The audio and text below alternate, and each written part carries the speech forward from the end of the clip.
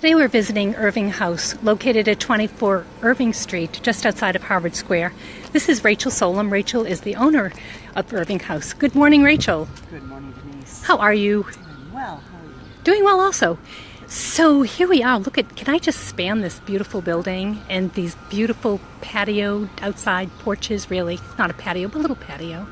And would love you to tell us a little bit about Irving House. Irving House is a 44-room guest house. We're located on Irving Street, which is just 2 blocks from Harvard Yard. It was built as a 2-family house and converted to lodging for Harvard students back in the 1920s. So we have a variety of room sizes. We have private baths and shared baths.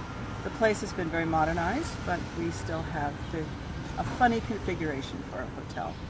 So it's a little hotel, it's a large bed and breakfast.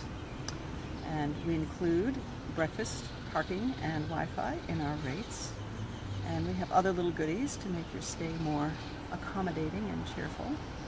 We like to keep some of them a surprise, but we do have a giving library, and we do provide postcards for people to send anywhere in the world, and we pay the postage.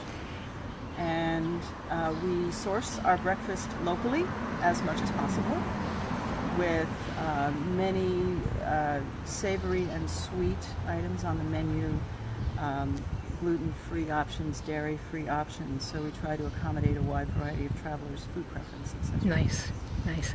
Rachel, there was a funny little story that you told me about how close you are to Memorial Hall.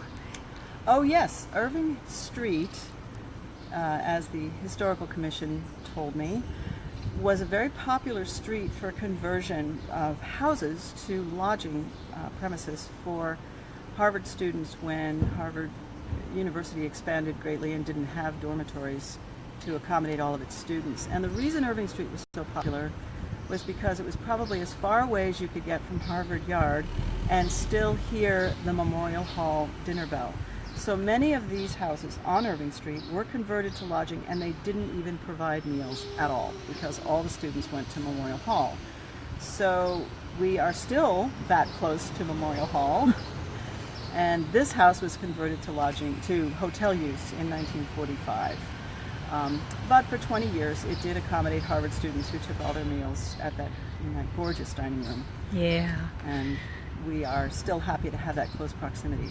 It's such a nice little story. You can really feel the history in a way that's very special.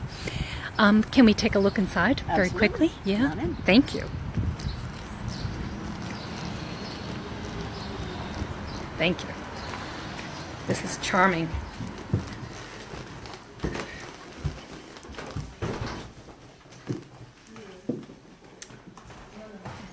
So this is our front hallway and our parlor,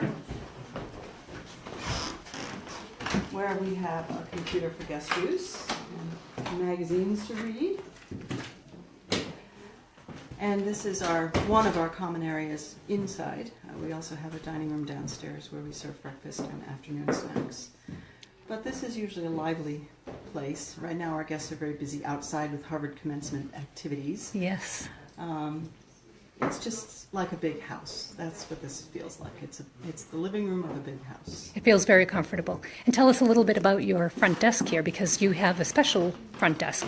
Well, we have our office is open 24 hours a day. So we have guests from all over the world, and even as a small hotel, we recognize that it's important to have someone here all the time. And during the day, there are up to 3 people because it can get very, very busy. We also have staff from all over the world, and they speak several languages, many European languages at the front desk, which is helpful.